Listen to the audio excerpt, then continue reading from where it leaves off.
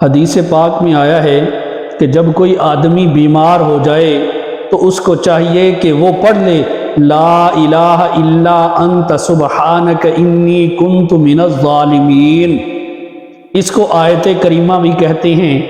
اور اگر کوئی آدمی بیماری کی حالت میں اس کو 40 مرتبہ پڑھ لے تو اگر تو صحت ملی اللہ تعالیٰ کی طرف سے تو اللہ تعالیٰ اسے گناہوں سے پاک فرما دیں گے،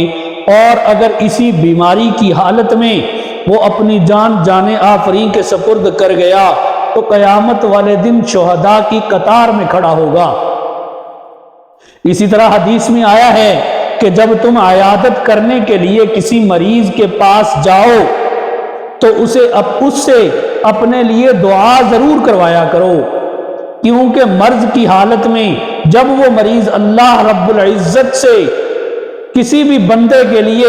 دعا کرتا ہے تو اللہ رب العزت اس کی دعا کو ایسے قبول فرماتی ہیں جیسا کہ فرشتوں کی دعا ہوتی ہے۔ میرے محترم دوستو، یہ بیماری کا آنا، تکلیف کا آنا، مشکل کا آنا، پریشانی کا آنا، یہ اللہ رب العزت کی طرف سے ہے۔ اللہ رب العزت اپنے بندے کو دیکھ رہے ہوتے ہیں کہ یہ میرا بندہ، اس کو میں نے یہ تکلیف دی ہے، اس کو اس مشکل میں ڈالا ہے، اس کو اس مصیبت میں ڈالا ہے، تو یہ جو میرا بندہ ہے یہ میرا شکوہ کرتا ہے، شکایت کرتا ہے یا اس پہ صبر کرتا ہے۔ اللہ رب العزت بندے کے اوپر یہ آزمائش بھیجتی ہیں۔ اگر تو انسان نے خوشی کے ساتھ، انسان نے ثابت قدمی کے ساتھ اس کے اوپر صبر کیا اور اللہ کے سامنے کوئی شکوہ و شکایت نہ کیا تو وہ بندہ اس دنیا میں بھی کامیاب ہو جائے گا، آخرت میں بھی کامیاب ہو جائے گا۔ حضرت ایوب علیہ السلام، کون نہیں جانتا ان کو؟ سیدنا ایوب علیہ السلام جو اللہ کے برگزیدہ پیغمبر تھے، ہر شخص ان سے واقف ہے۔ اللہ رب العزت نے ان کو مال دیا، ان کو اولاد دی، ان کو ہر طرح کی نعمتوں سے اللہ رب العزت نے نوازا۔ شیطان کہنے لگا اللہ رب العزت سے کہ ان کی ساری عبادتیں اس لیے ہیں کہ آپ نے ان کو مال و متاع کی دولت سے مالا مال کر دیا ہے، ذرا لے کر دیکھیں، پھر دیکھتے ہیں کہ وہ آپ کی کتنی عبادتیں کرتے ہیں، کتنی آپ کی فرما برداری کرتے ہیں۔ اللہ رب العزت کے اذن سے، ان کے حکم سے ایسا ہوا کہ ان کا سارا مال جاتا رہا۔ پھر کہنے لگا کہ مال گیا ہے، ان کے پاس اولاد تو ہے، تو اللہ رب العزت نے ایسی بیماری لگائی کہ ان کی آنکھوں کے سامنے ان کی ساری اولاد فوت ہو گئی۔ شیطان کہنے لگا مال گیا ہے، اولاد گئی ہے، صحت ہے، تندرستی ہے،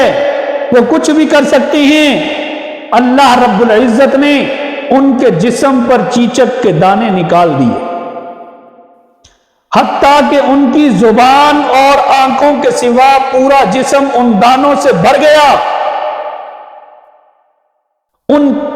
کے زخموں کے اندر، یعنی زخم ان کے اتنے بڑے بڑے ہو گئے جیسے اندر گڑے بن جاتی ہیں، ہر وقت خون رستا رہتا تھا۔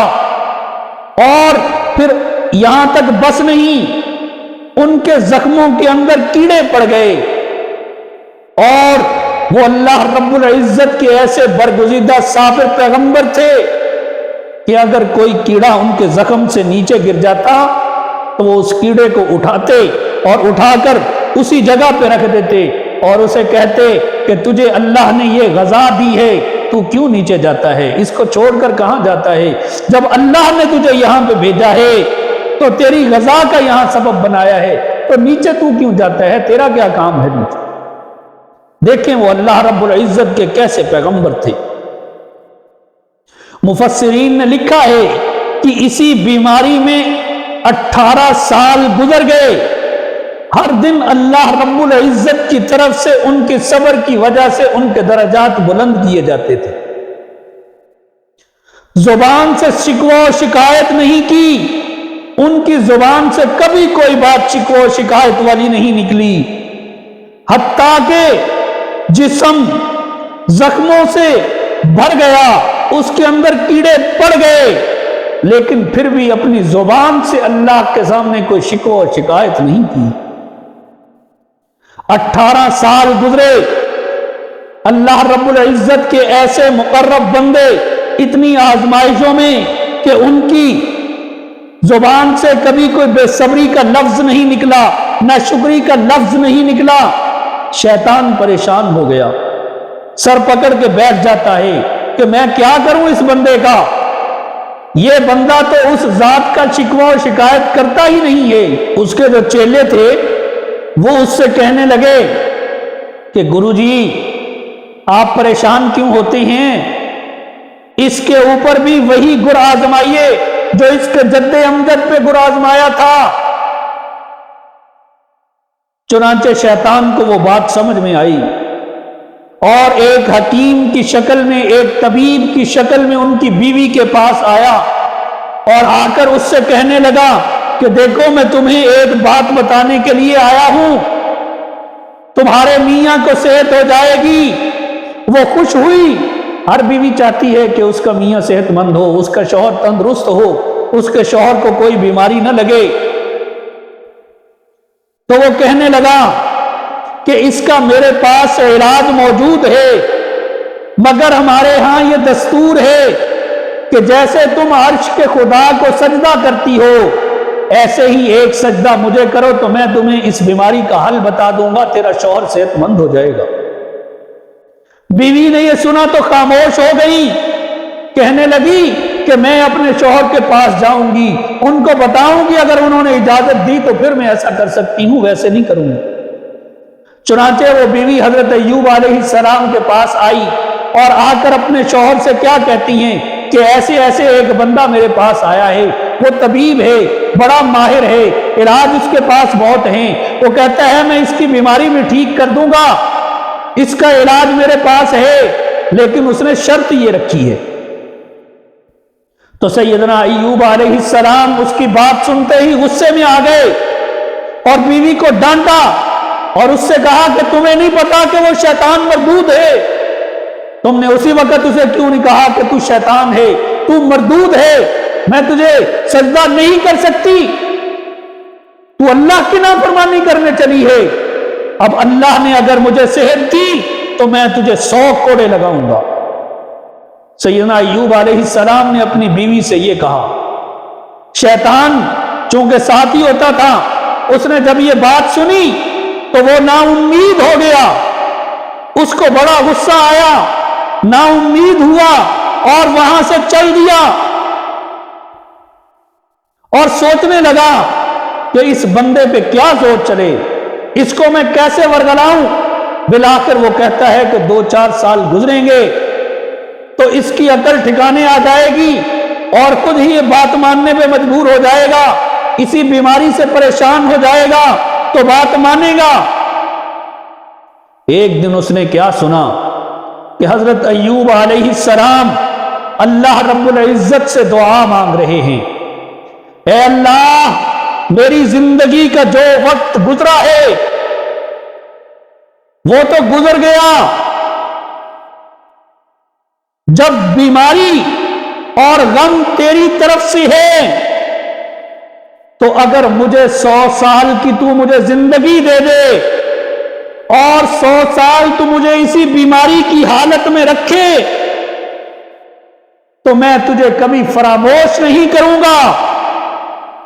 میں کبھی تیرا شکوہ نہیں کروں گا، میں تو اس پہ صبر کروں گا۔ جب شیطان نے یہ سنا تو کہنے لگا کہ واقعی یہ اللہ رب العزت کے مقرب پیغمبر ہیں، مقرب بندے ہیں، جو اللہ کا مقرب بندہ ہوتا ہے اس پہ میرا زور نہیں چلتا۔ میرے محترم دوستو،